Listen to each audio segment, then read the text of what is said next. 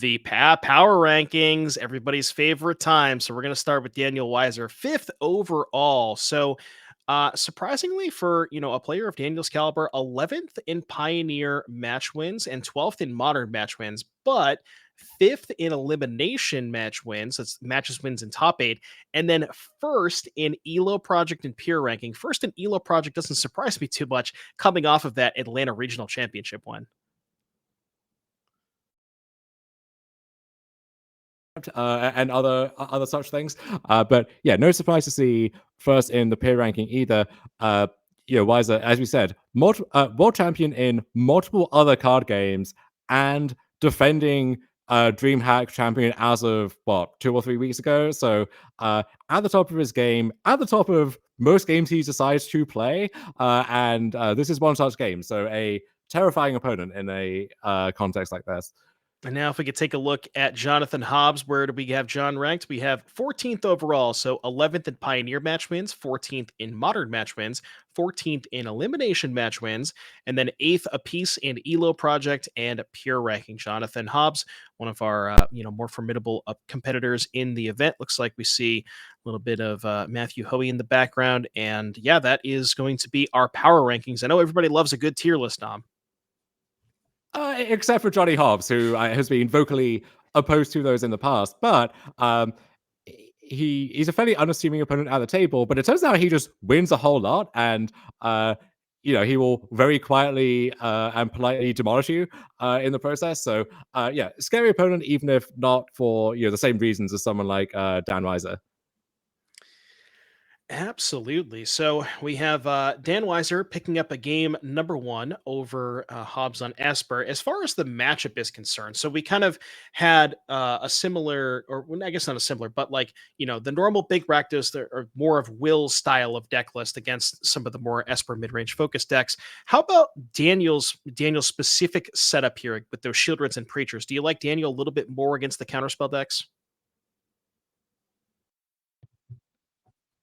Yeah, normally I would take Esper over big Rakdos, whereas this is much more mid-rangey. Like that is honestly the right word for it. And especially post-board, when he can kind of mix and match how big he wants to get and how much removal he has. I mean, that formula of all the cheap removal and these really big mid-range threats like that is the formula that kind of pushed Esper out when Fable was legal. And luckily, Fable is not legal today, but there's enough ways to fill those slots that some of the same dynamics come up a lot. Absolutely. And looks like Daniel's going to be going ahead and taking or Daniel's keeping, sorry, and John is going to go ahead and mulligan to at least 6 here. And yeah, I agree with you, by the way. I really do like the positioning of kind of this more, not quite as big Rakdos. This is moderately large Rakdos. And I do like the positioning of this much more than something like Will Kowalczyk's list that we saw earlier with all those Breach the Multiverses. But, notably, there are still a couple of caverns in Dan's deck. Even though we don't have as much top end, we still have 2 caverns to be able to pair, even with something like Shieldred. If Johnny's holding up a counterspell for something like a Shieldred, and you go Cavern on Phyrexian, think about what happens if oh,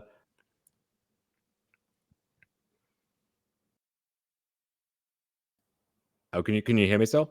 Yeah, I can hear you. Sorry about that. You're good. You're good. Okay, good.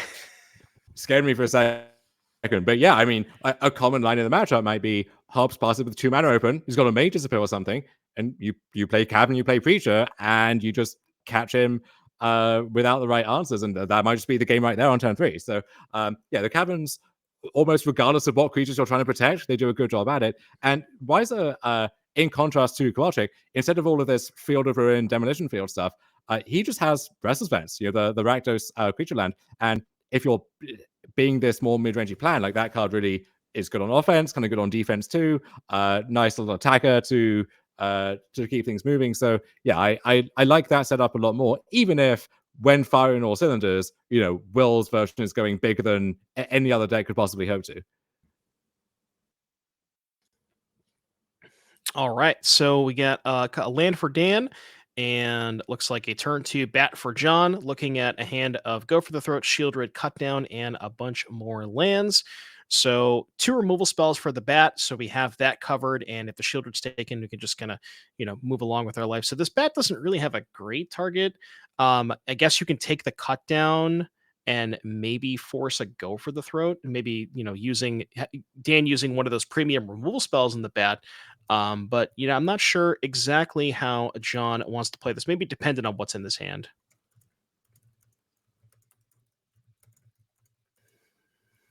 And we are going to go with a cut down here. So again, that kind of would make the most sense to me. Basically, put Dan into a position where if he wants to kill the bat, he has to use that premium removal in the form of go for the throat.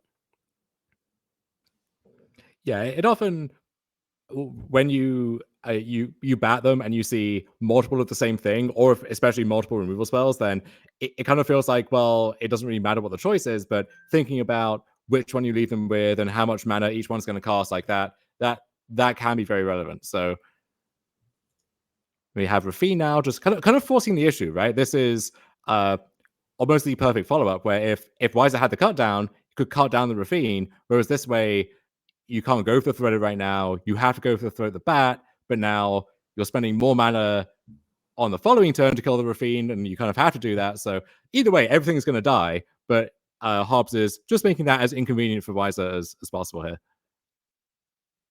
So there's the cut down. Going to go ahead and pay the ward. And Dan's going to play land number 3, ship it on back to John. And we have another bat here, so that can clear either the Shieldred or Trumpeting Carnosaur. So likely wants to go towards the Carnosaur, especially if the Shieldred's already covered with a removal spell in John's hand.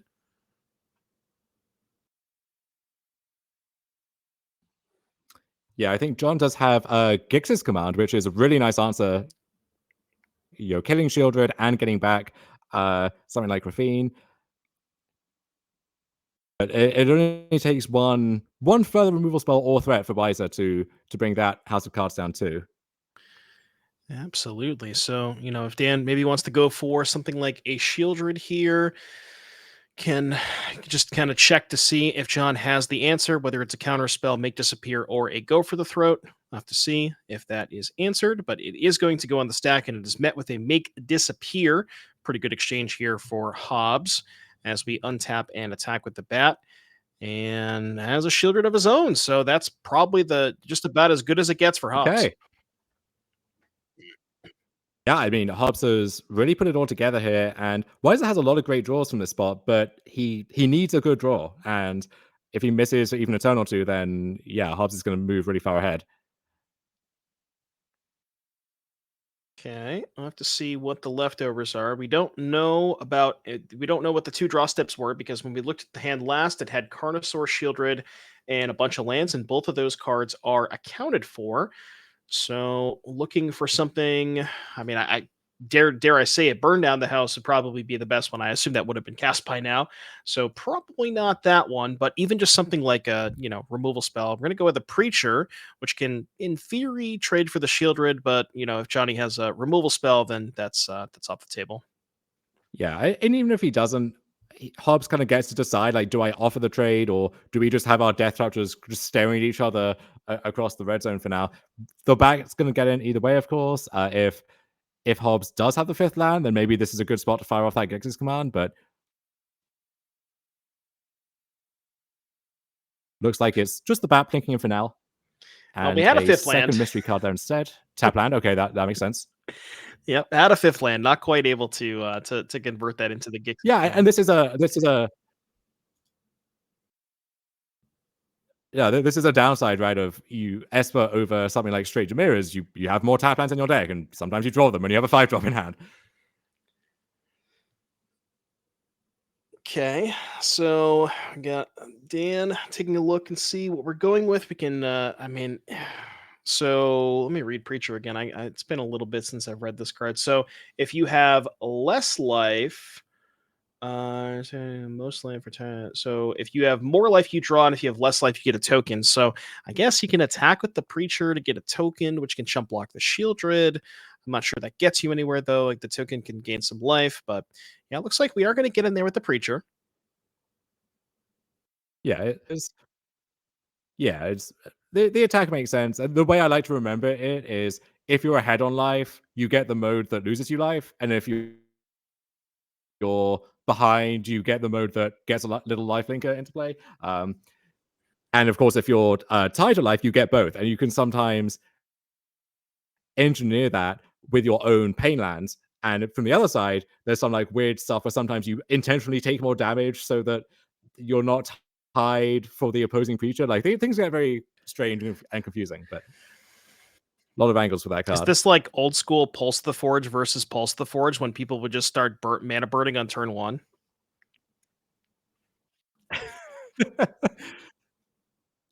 Yeah, that's a deep card. I'm not sure how many listeners know what mana burn is these days, which makes me feel completely fossilized. But there we go. In the meantime, here, a Knight with Affliction taking down the bat, freeing up the Carnosaur back to Weiser's hand. So Shieldred is still an issue, but there's a Carnosaur waiting in the wings, and now, now Gix's command.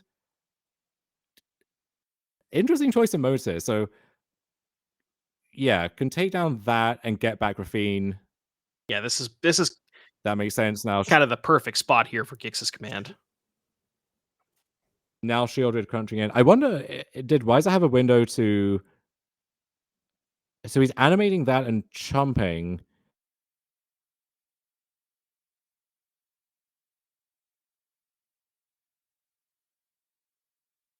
If that Okay, one is tied, an we have interesting Weiser at 12 life possibility. here. We're going to go ahead and cast a Carnosaur.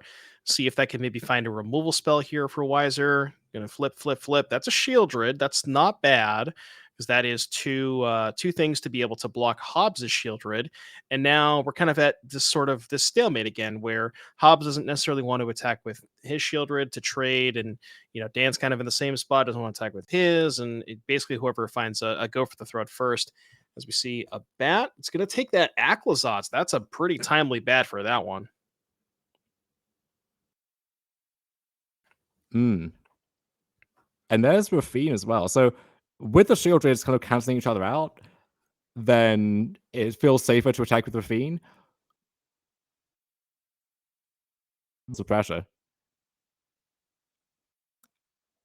We'll have to see how Weiser wants to go ahead and proceed from this point. Didn't quite get a good look of what the draw step was, and you know what? Weiser says, we're just getting in there. Turn them sideways, baby. Let's do it."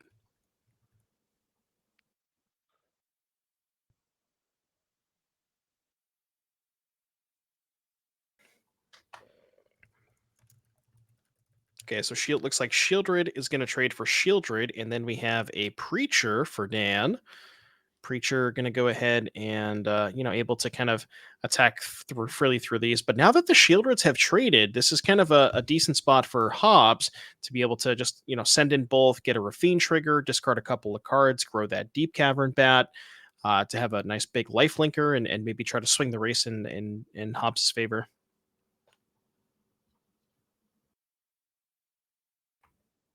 Yeah, that would take Eternal too, because Carnosaur is just so big that connecting for big chunks of damage at the moment, but also Hobbs conniving towards more relevant cards, whether it's removal spells or another shield would be great, of course, his own Preacher, something like that. Absolutely. I think we're Hobbs in a bit of a tank on this discard here. Must But be. even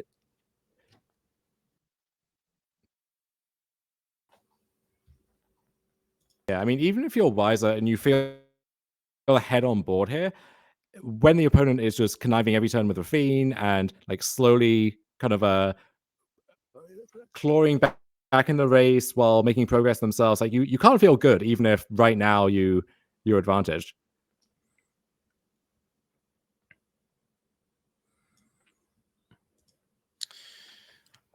Okay, looks like Hobbs is choosing to discard a bat and a Caves of Koilos. That'll get one counter on the bat, and then go ahead and deploy a Subterranean Schooner. It's the first time we've seen the Schooner on camera. I would argue one of the best 2-drops in the format. I've played a bunch of different blue-black and various Esper decks with this card, and every single time I attack with it, it's been impressing me a lot. I love that card.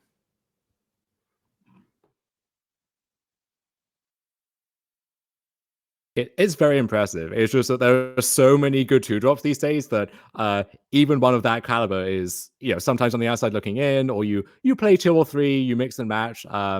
It's there in small numbers, but yeah, that card when it's doing its thing is incredible. And we see an attack from both here for Dan. Preacher getting in as well as the Carnosaur. Hobbs only on 8 here. So this is going to be a very, very, very close race. See an attack with the two flyers can go ahead and connive twice. And I mean, I guess Hobbs probably wants to find some spells to go counters in the bat here. Does find a destroy evil, which can help clear out that Carnosaur and then alleviate a lot of the pressure.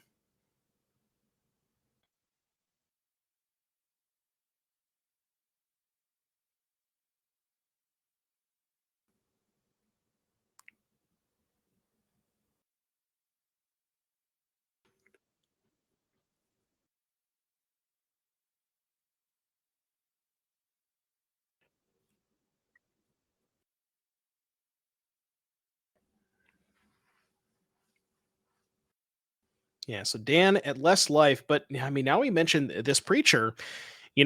Hobbs does kind of need to be to kill the Carnosaur because it's just a lot more damage. He really can't afford to take that much damage. But this preacher just making the body of return is massive. Like here's an attack for 3.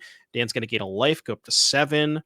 If we ever find a removal spell for this deep cavern bat to get our Aclazotz back, that also is kind of a big problem here for John.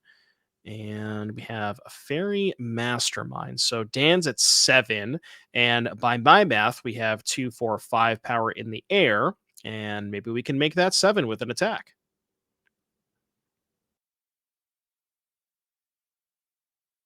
Yeah, pretty good odds on the knife here, and even if you miss, it's not the end of the world. But yeah, it looks like we have the tools to go for lethal. There's some interesting choices of like, let's say you get a counter spell, but it's you would need to discard it to connive for lethal, and then if they had removal, you kind of get blown out. So, but as it turns out, Hobbs had what he needed, gets across the line, and we will be going to game 3 here uh, between Weiser and I think it's fair to say Hobbs, one of the most talented and experience in the field as well. Like no slouch himself, as I know firsthand. So more great magic coming to your screens before too long. You did see another mark against the schooner at the end of that game, maybe where with the preacher. When the preacher was attacking, it was just churning out charm blockers for the schooner every turn, and you couldn't block the preacher. And then the second preacher came down, so you couldn't attack into that either. So this is what happens a lot in these black mid-range mirrors. I think is the ground gets so gummed up by stuff that even though the schooner is really big, there's no real room for it to attack. And it's why you see these Demir decks or these like black based Esper decks. They're so heavy on flyers because that's kind of what you have to be to just get around all the nonsense that's happening, in the trenches. Yeah, absolutely. And, I think a very interesting part of that game was we talked about Dan's deck list specifically being a lot different than the previous Rakdos deck we saw with those Preachers and those Shield Rids, and is really able to kind of put pressure on Hobbs in a way that maybe some of the other Rakdos decks can't. So yeah, that's like a really, really good curve for Dan, and was able to Dan had a pretty good draw that game and was able to attack a couple of times with the preacher, but just kind of died to the flyers in the end. And those deep caverns bats were enough to kind of get the job done. Not exactly sure how close we are to game number 3, but what I will say, if we can get this slide up on the screen for you, is we have our first event in February coming up in just about over a month or so from now. And that event is going to be the week before the Pro Tour. And that is going to be February 17th and the 18th in Chicagoland. We have Saturday a 10K Pioneer Showdown and Sunday a 5K Standard Showdown. And the really important thing about this event, as we've talked about multiple times over the weekend, is this is the Pioneer format in the same city as the Pioneer, the same area as the Pioneer Pro Tour, a week before the Pioneer Pro Tour. So not only are you probably going to see some names that you may not have seen before at these NRG Series events, but it's also really going to shape the format for the Pioneer Pro Tour. And I'm very, very excited for this event.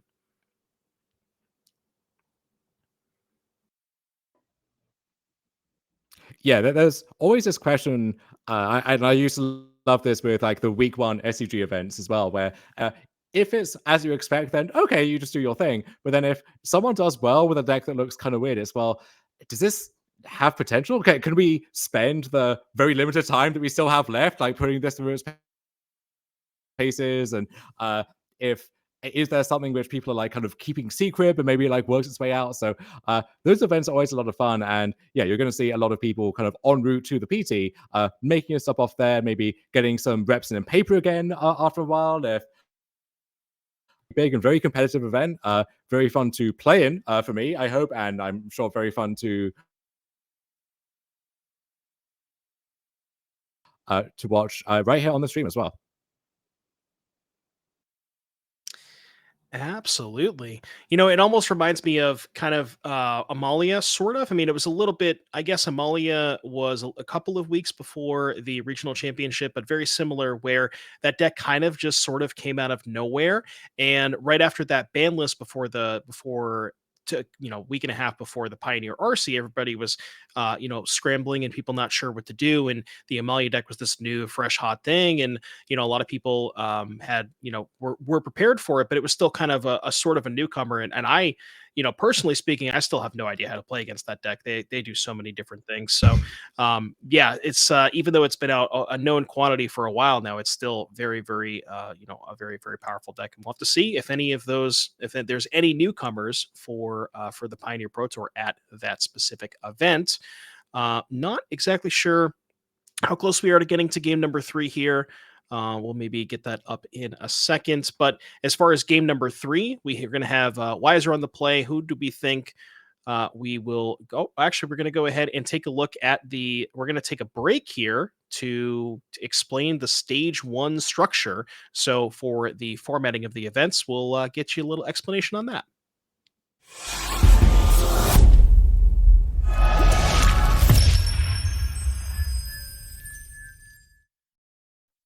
Stage 1 divides the field into 2 randomized 8-player pods and proceeds in round-robin fashion for 7 rounds. After 2 rounds of Pioneer, 2 rounds of Standard, and 3 rounds of Modern, the bottom 2 players from each pod will be eliminated from the tournament, while the top 2 players from each pod automatically advance to Stage 3 on Sunday morning.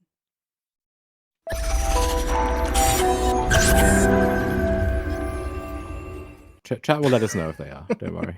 All right. Well, there you go. There is the explanation on kind of the stage 1, because we're getting a little bit ways through stage 1. We're finishing up the last round of Standard, and then we are going to be closing it out with a few rounds of Modern after this.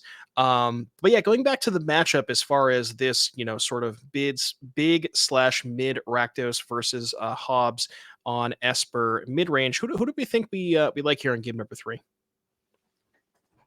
I think on the play, I like Weiser. That recipe of just the good black threats or the good black removal, backed up by just solid mid-ranging magic cards. I think on the play is a great formula to have. Weiser's going to line up his cards very thoughtfully, and then on the draw, I mean, like this Esper deck is trying to combine its pieces together. So it's almost like a goblins or an elves deck or something, in the sense of your creatures will enhance each other, feed off each other to some degree, and so you'll have draws where you have a Rafine or a Gix, but you don't have a thing to attack with, or you have a Schooner that's kind of stranded off by itself.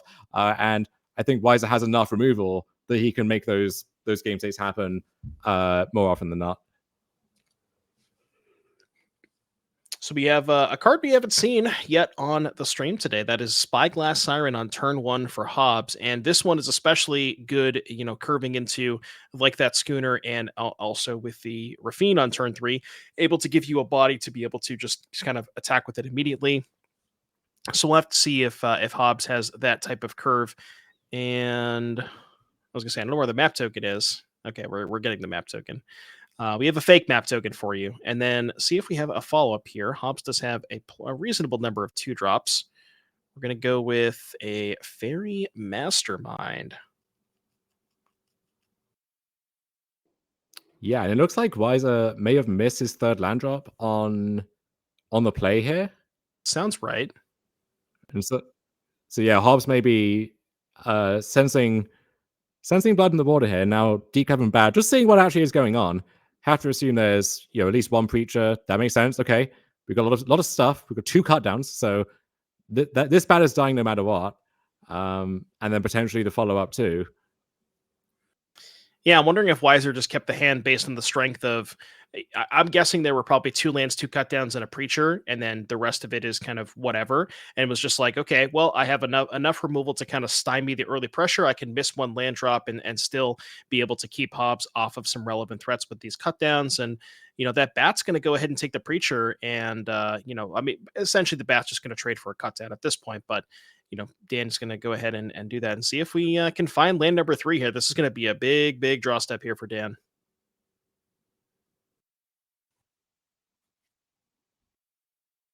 Yeah, I'm a little surprised to see some of the bigger components still in, like the Itali and the big scores and so on.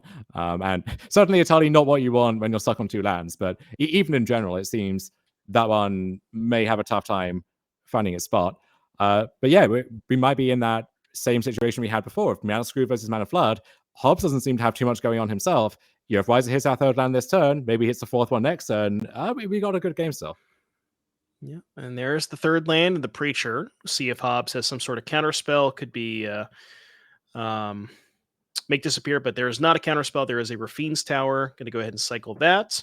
And the contents of Hobbs' hand, it's hard to get quite a good look. I think I saw Disdainful Stroke, Spyglass Siren, and Fairy Mastermind, I believe is what we're looking at here. And there's some Make Disappear. So see if Hobbs wants to keep that.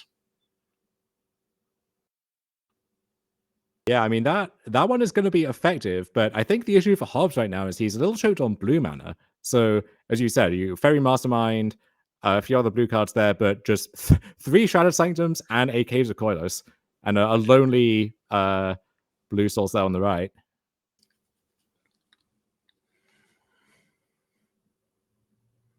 And Dan's going to go to combat. We're going to hit in there with the Preacher, and that is going to give us a token, which, I mean, the tokens add up as we saw last game. Just, Preacher getting in there every single turn is able to make a body, and especially with the second Preacher, these are going to add up very, very quickly here, Dom.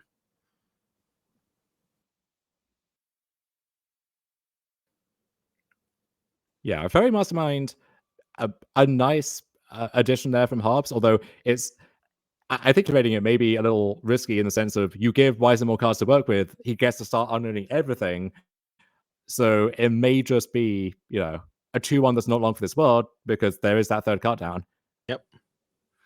Yeah, and Weiser notably doing that while Hobbs was tapped out of blue mana because doesn't want to be able to have a fight over that on. When it basically wants to make sure that Fairy Mastermind is going to the graveyard. And I mean, like you said, I think Hobbs I saw had 3 blue cards in hand, but this mana base with 4 black-white lands and a blue-white land, just really not able to make that 5 black-white lands. Quads. Yeah. Grief. And keep in mind, this is a mana base designed to be casting Spyglass Siren there on turn 1, which he did, but then just didn't have enough other blue sources to follow it up. So yeah, right. a rough look for this Esper deck here. Tough way to go. But if Hobbs, let's say, finds Shieldred or something, there are still some high impact draws. I mean, Rafine would be great as well, but he needs one of those, and he needs it now, I think. I had to go to the tape just to check this, but the deck list, there are 4 Shattered Sanctum and 2 Caves of Koilos, 1 Aganjo. Every other land produces blue mana. So there are 7 total lands that don't produce blue, and we've drawn 5 of them. Yeah. So that's kind of rough here for Hobbs. But, was able to stick that Mastermind. But yeah, and you'll notice Dan also noticing the lack of blue mana. Jonathan goes ahead and casts that Fairy Mastermind, and Dan's like, "Oh, you don't have any blue mana up. I get to resolve this big score," and that's just another massive, massive thing here, and another really, really big issue here for Hobbs.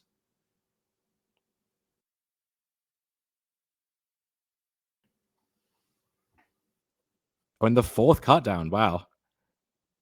It is kind of funny how we mentioned this in the beginning that Hobbs has sort of cut a lot of the white cards to make the mana better, but in actuality, maybe his mana's worse. I think he.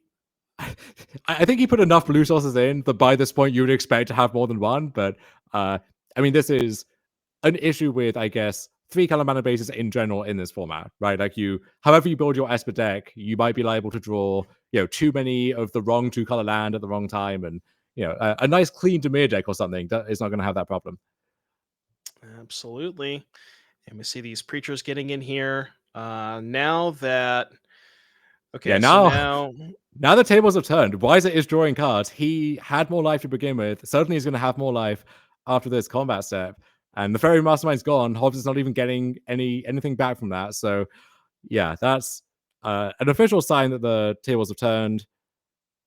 Yeah, this preacher won't even get to trade, gets anointed out of play before that. And Hobbs is going to be at 3 or 4 life, it looks like. Firmly in the single digits. yeah, taking I believe 6 here, 2, 4, 5, 6 going to 5 because that Siren gets to block a token. And yeah, Dan's gonna go ahead and play a land and pass. And yeah, I mean, outside of something like a Shieldred, it's gonna be really tough. And that is going to do it. Dan Weiser takes the match 2-1 over John Hobbs.